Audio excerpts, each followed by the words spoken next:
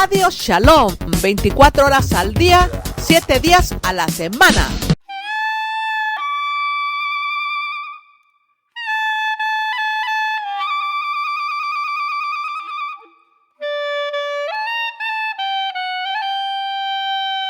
Entonces, amados, pues vamos a continuar en este momento con el tema en el que nos quedamos el día de ayer,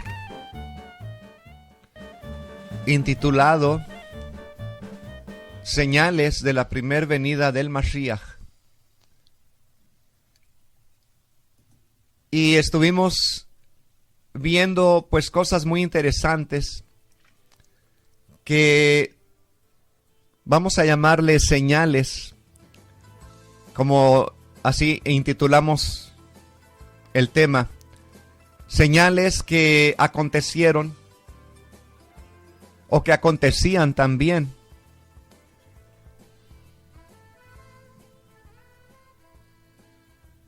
Y valga la redundancia, que también acontecieron, ¿verdad? Antes todavía de la destrucción del templo. Pero, como estuvimos estudiando el día de ayer, sobre la profecía de Daniel, ahí en el capítulo 9, que nos dice que cuando el Mashiach haya sido muerto, como podemos leer, dice, el pueblo de un príncipe que ha de venir destruirá la ciudad y el santuario. O sea que estaba profetizado ya que el santuario iba a ser destruido al igual que la ciudad.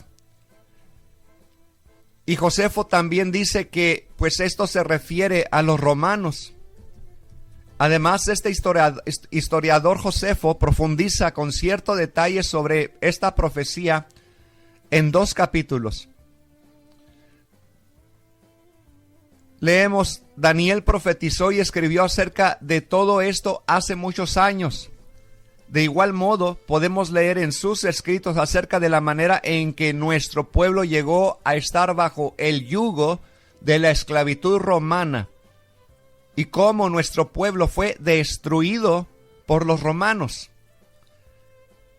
Y todos estos escritos los dejó Daniel por mandato de Elohim para proporcionar a los lectores y estudiosos de la historia evidencias del gran honor que Elohim le había concedido y para convencer a los que dudaban, los que niegan toda posibilidad de dirección por la vida, de que Elohim aún se ocupa del rumbo de la historia. Y qué tremendo, amado, porque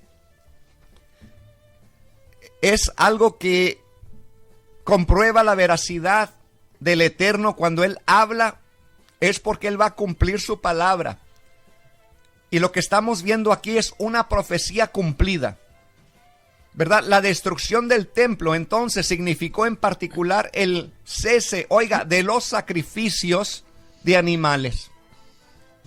Y el profeta Oseas predijo esto también, cuando dijo: porque por muchos días los hijos de Israel quedarán sin rey y sin príncipe, sin sacrificio. Después los hijos de Israel volverán y buscarán a Jehová su Elohim y a David su rey, y acudirán temblorosos a Jehová y a su bondad en los últimos días. Pero antes de eso se cumplirá la profecía de Zacarías, cuando leemos ahí en capítulo 3, verso 9, que dice: y quitaré el pecado de la tierra en un día.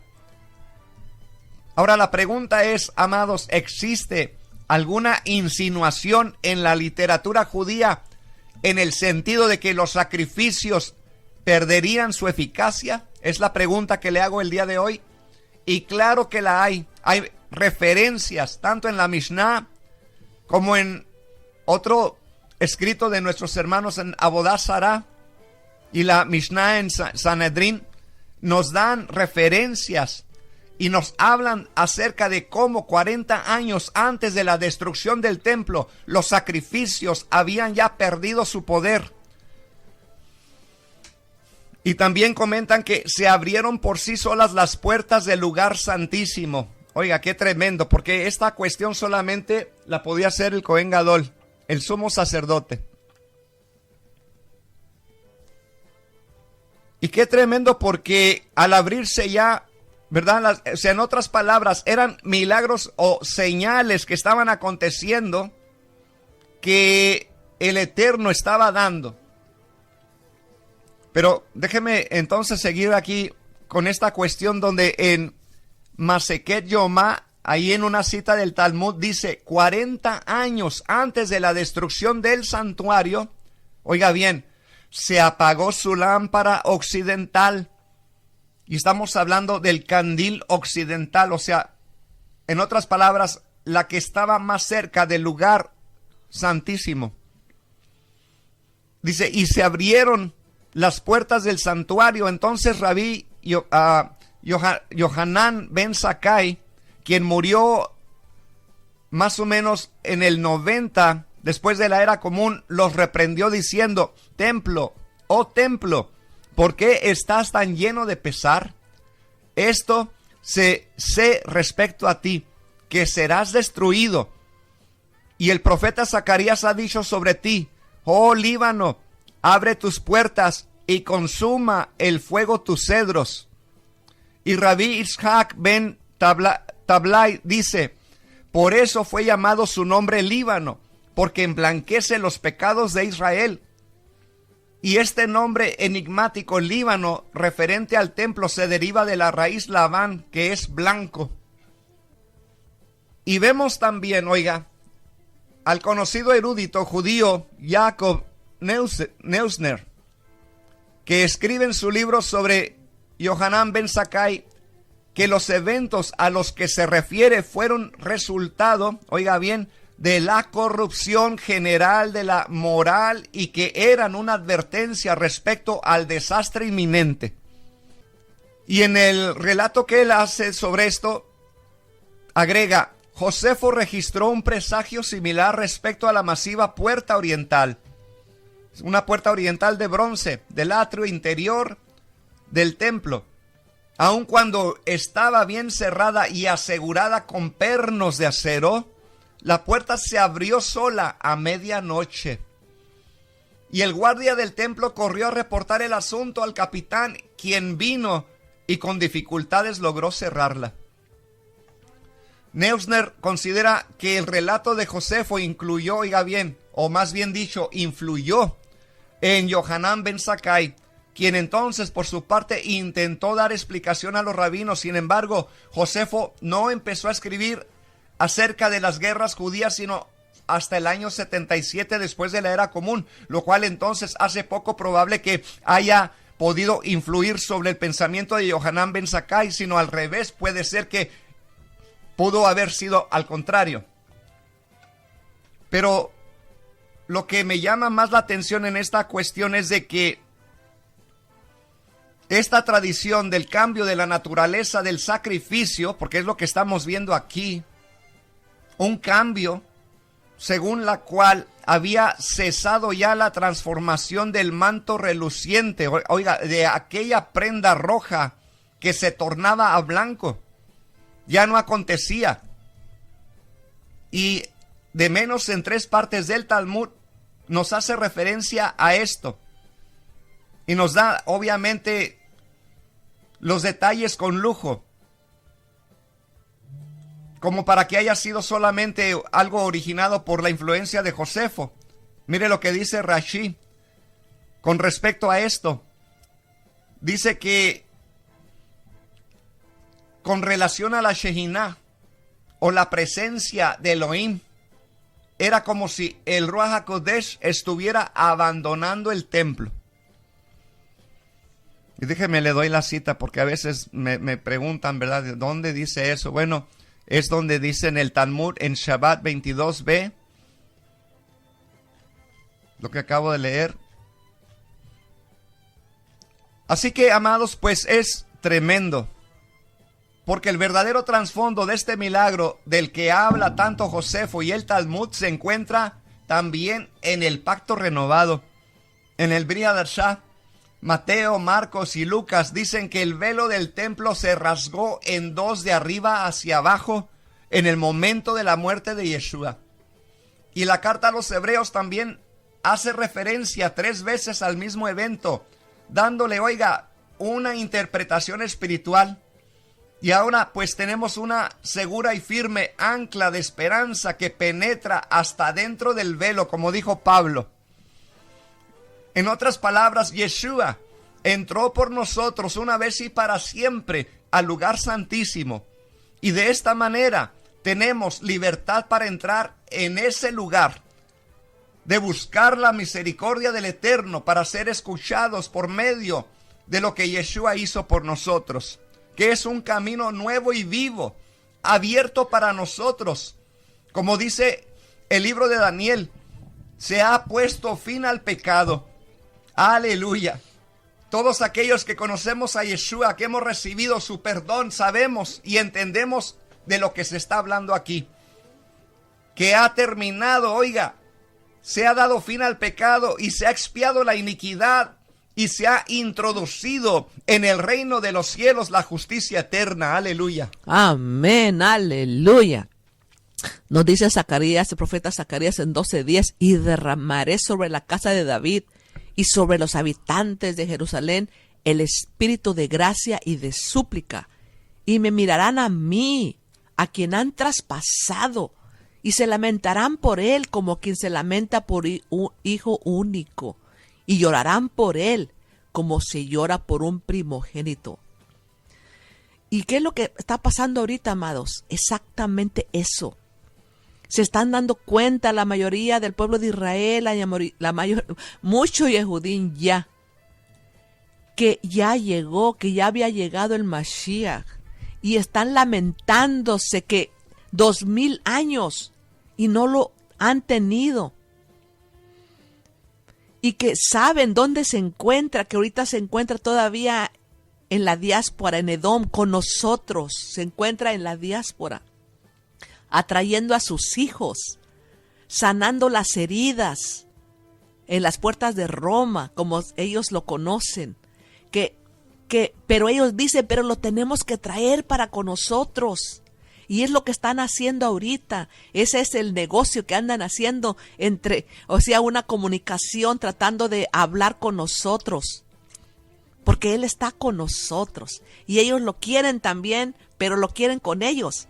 Entonces, esta es la unión, amados, que hay entre el pueblo de Israel y nosotros, la Keilah de Yeshua. La unión que debe de haber entre el pueblo de Israel y las naciones, los Melo Haoim, los Goim, las naciones, junto con el pueblo, siendo un solo pueblo, unidos en Ejad. Entonces, eso es lo que está viendo, las negociaciones que hay en estos momentos entre unos y los otros, porque se está mirando por donde quiera y se están lamentando, porque dice, y se lamentarán. ¿Cómo no se van a lamentar si debió de estar desde cuándo ya? Pero qué hermoso nuestro Abba, que todo se cumple a su tiempo y podemos mirar su gloria. Aleluya. Aleluya, así es, amada hermana, es maravilloso. Aleluya, toda esta cuestión es muy interesante. Pero bueno, vamos entonces a hacer un poco de resumen de lo que estamos hablando aquí. Entonces, con relación al templo, la destrucción del templo, sabemos que Tito conquistó Jerusalén y destruyó el templo en el año 70, después de la era común. Podemos entonces entender que cuando el Talmud habla acerca de eventos que ocurrieron, oiga bien, 40 años antes, de la destrucción, pues se está refiriendo precisamente al año 30, que comúnmente se identifica como el año de la muerte de Yeshua. Ponga mucha atención.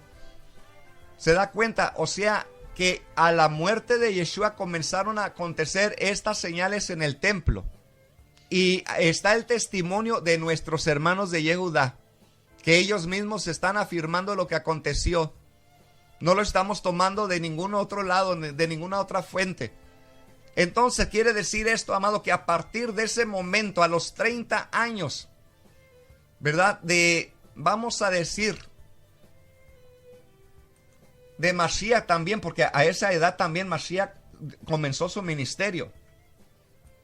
Entonces, él predicaba el arrepentimiento y demostraba que el reino de Elohim, el reino de Dios, se había acercado. Perdonaba al pecador y sanaba a los enfermos y a los desahuciados. Y desde ese momento la historia, oiga bien, de nuestros hermanos de Judá también comienza a cambiar, al menos en numerosas señales dentro del templo, que demostraban que el favor del Eterno ya no estaba en los rituales o en ese templo. Oiga bien, porque pasó 40 años sin que nada aconteciera en el templo. 40 años en un templo que ya no se miraban las señales que antes acontecían, que era que se ponía el cordón de grana de un color rojo en el macho cabrío y otros se lo ponían a la persona y se tornaba en color blanco cuando sus pecados eran perdonados. Y luego había otra señal que era también la suerte que decían por Azazel, que era una piedrita, que era una blanca y una negra, y si caía blanca pues se perdonaban los pecados, si caía negra no, y siempre cayó, pues ya no caía blanca, y eran señales que el Eterno entonces debería, como dicen los sabios de Israel, debería de haber proveído ya una nueva forma para el perdón de pecados. Y de hecho, eso fue lo que estaba aconteciendo. Así que oiga, según el Talmud, en Yomá 39, señales sobrenaturales comenzaron a ocurrir en el templo cuando Simeón el justo sirvió como Cohen Gadol, como sumo sacerdote durante un periodo de 40 años. Oiga, después de su muerte continuaron también tal vez algunas buenas señales para los judíos, pero las señales de las que estamos hablando desde el año 30, que eran 40 años precisamente antes de la destrucción del templo, pues la primer señal de la que hablamos fue de que en el día de Yom HaKippurim, el día de los perdones, el sumo sacerdote se ponía frente a dos machos cabríos idénticos y echaba suertes con un, vamos a decir, no sé la palabra guijarro si es correcta, blanco y otro negro, que eran como envases o algo así, donde ponían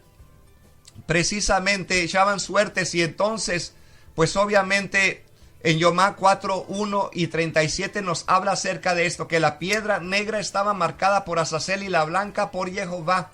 Cuando la suerte caía por Jehová en la mano derecha del Cohen, del sacerdote, era un buen presagio, o sea que se perdonaban los pecados. Pero desde aproximadamente del año 30 en adelante, nunca volvió a caer en la mano derecha del Cohen, del sacerdote. Y en el día de expiación también se utilizaban 3 cuerdas escarlatas rojas. Una era atada a los cuernos del chivo expiatorio, otra alrededor del cuello del macho cabrío de Jehová, y la tercera cuerda roja era clavada en la puerta del templo. En la época de Simeón, la cuerda roja de forma sobrenatural se volvía de color blanco, cumpliendo Isaías 1:18, que decía: venid luego, dice Jehová, y estaremos a cuentas. Si vuestros pecados fueren como la grana, como la nieve serán emblanquecidos. Si fueren rojos como el carmesí, vendrán a ser como blanca lana. Y a partir, oiga, del año 30 en adelante, la cuerda roja nunca más se volvió de color blanco, indicando que ya no se podían perdonar los pecados en ese lugar, o no se estaba, el Eterno no se estaba encargando de ellos. Y en lugar, pues obviamente de, oiga bien, 40 años es mucho tiempo en el que el pueblo se sentía que no era perdonado. Y en el lugar Kadosh, en el lugar santo, estaba también la menorá de 7 brazos, ¿verdad? Que cada mañana obviamente, ¿verdad? Se limpiaba y le ponían ¿cómo se dice? Aceite fresco. Y el brazo del lado oriental, que era el más cerca del lugar santísimo, era el primer brazo que se encendía, como es costumbre hebrea, encender siempre la primera desde comenzando del lado derecho, porque era el que estaba cerca del lugar santísimo. Por eso es que se prende así la menora. Pero bueno, vuelvo al tema. Entonces, Los otros 6 brazos eran encendidos con, obviamente, el centro, que es el servidor, y comenzando a mano derecha hacia izquierda, ¿verdad? Pero desde el año 30, oiga bien, porque se cuenta que las orot, las luces de esta menorá, se extinguía primero el aceite de todas las 6, las demás, pero la que estaba cerca del lugar santísimo se mantenía ardiendo. Duraba, en otras palabras, milagrosamente duraba más. Pero desde el año 30 en adelante, dice que fue al revés. Se empezó a consumir primero ese aceite, esa or. O sea que era un presagio, era una señal de que ya el Ruach HaKodesh estaba abandonando el templo. Qué tremendo. Ahora hay otro incidente. Y también es un poco extraño, sucedió con respecto al lejem, a los panes que el Cohen comía de la mesa de la proposición. Y en tiempos de Shimeón el justo, a todos los Kohanim, a todos los sacerdotes se les daba un pedacito de pan del tamaño de un guisante, o sea, de un chícharo pequeñito. Y con esto quedaban satisfechos según la tradición. Pero a partir del año 30 en adelante, los Kohanim, los sacerdotes, recibían una porción del tamaño de una haba más grande, porque la porción pequeña ya no les satisfacía.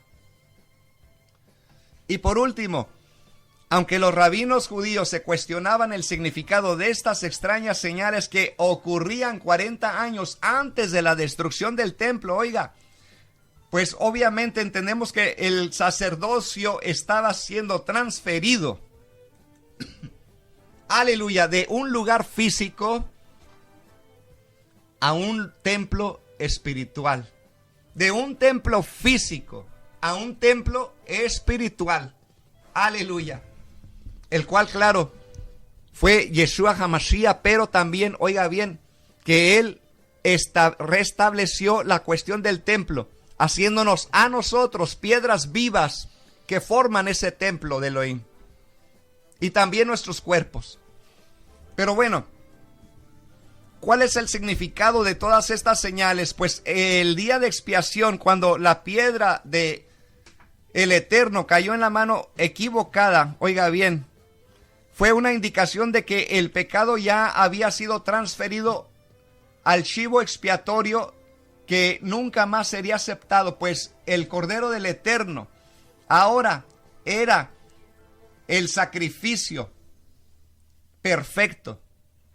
Sí, como lo dice el apóstol Pablo, dice: os rogamos por las misericordias de Elohim que presentéis vuestros cuerpos como sacrificio vivo, correcto, y agradable delante del Eterno, que es vuestro culto racional.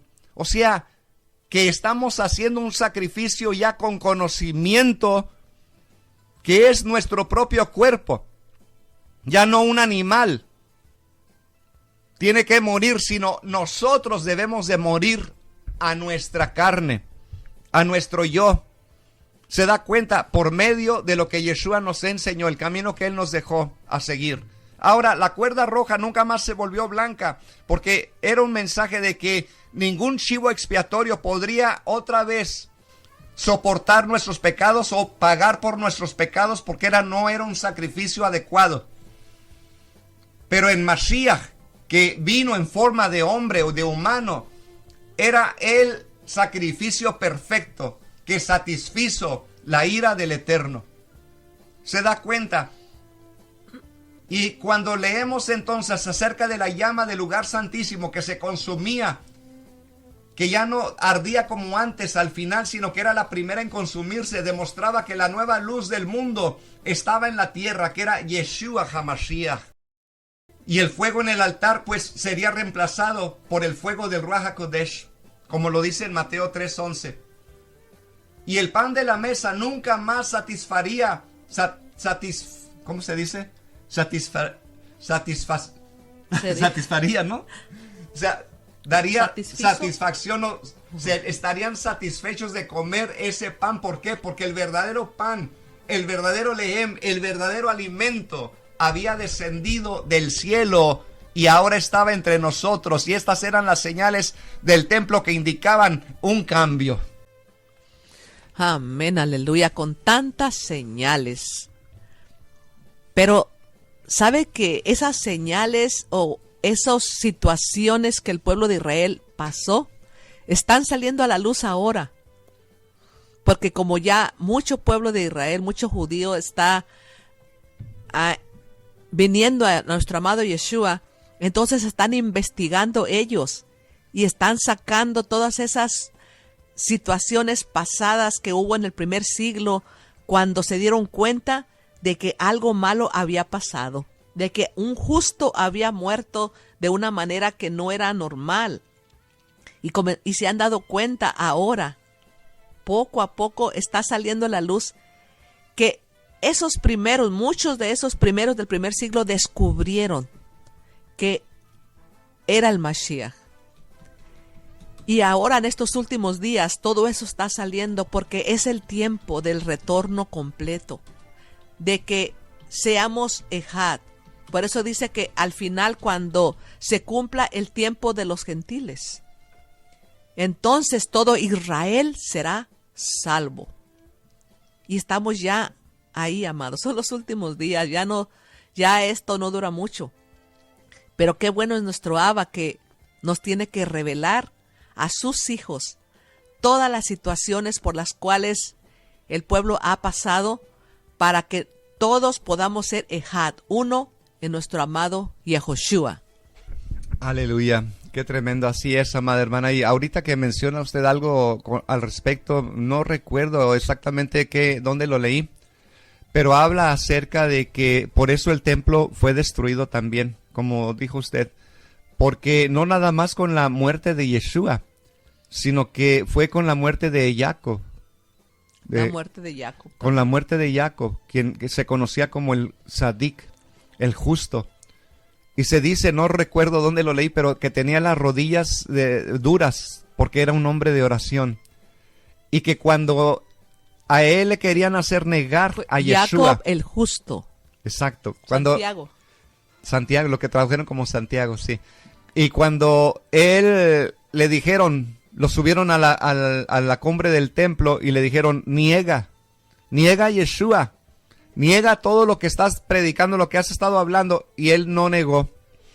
Y dice que de ahí lo tiraron, de ahí lo aventaron y cayó pues muerto. Entonces fue un mártir, y la realidad es de que dice, no estoy seguro si fue Josefo, no estoy seguro quién fue el que escribió esto, pero ahorita vamos a buscarlo. Pero lo interesante es esto, amado, que ahí relata que porque se le dio muerte a ese justo, vinieron calamidades a la ciudad de Jerusalén y al templo, ¿verdad? Y comenzó con Jacob, el justo, con el Sadik, ¿verdad? Que ya después de ahí vino la muerte de Yeshua, y pues después ya 40 años después vino la destrucción del templo. Pero qué tremendo, amados, ¿verdad? Porque después, como dijo la hermana Araceli, de tantas señales que nosotros tenemos delante nuestro, ¿cómo podemos nosotros entonces todavía estar esperando algo físico? Un templo físico aquí todavía. ¿Para qué queremos un templo físico? Los que ya hemos entendido que Yeshua ya es el Cohen Gadol, es el sumo sacerdote, como dice el apóstol Pablo, él es el sumo pontífice de nuestra profesión. O sea, en otras palabras, amado, él es el sumo sacerdote, el único que ha traspasado los Shamaim para interceder por nosotros delante del Padre. Aleluya, hermana Araceli, ya casi estamos terminando. Así es que es una bendición, amados, que en estos últimos días la luz esté brillando cada día más, porque es el tiempo de la redención.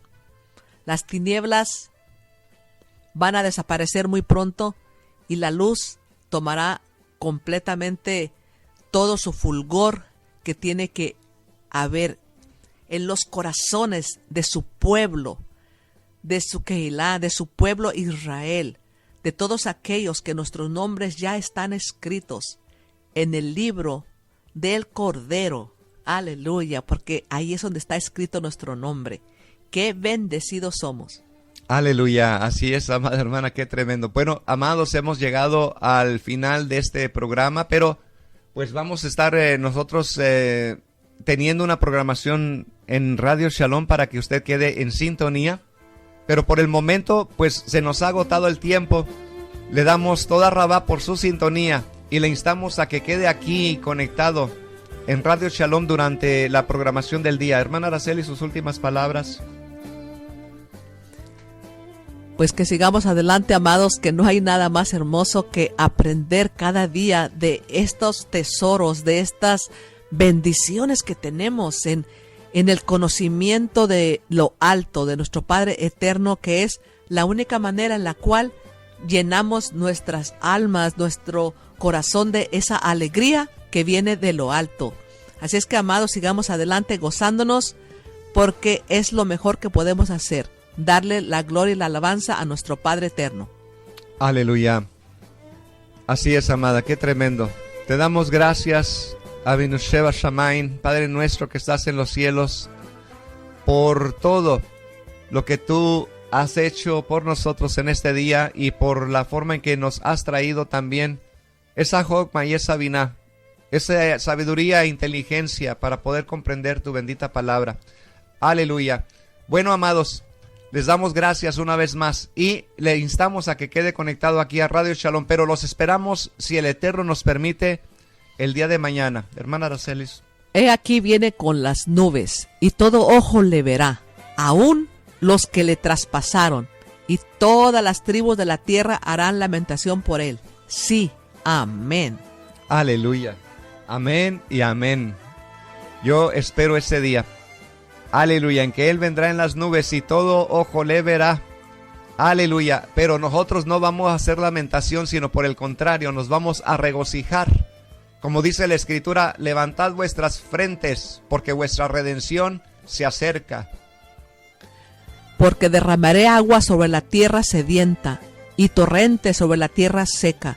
Derramaré mi espíritu sobre tu posteridad y mi bendición sobre tus descendientes. Isaías 44:3.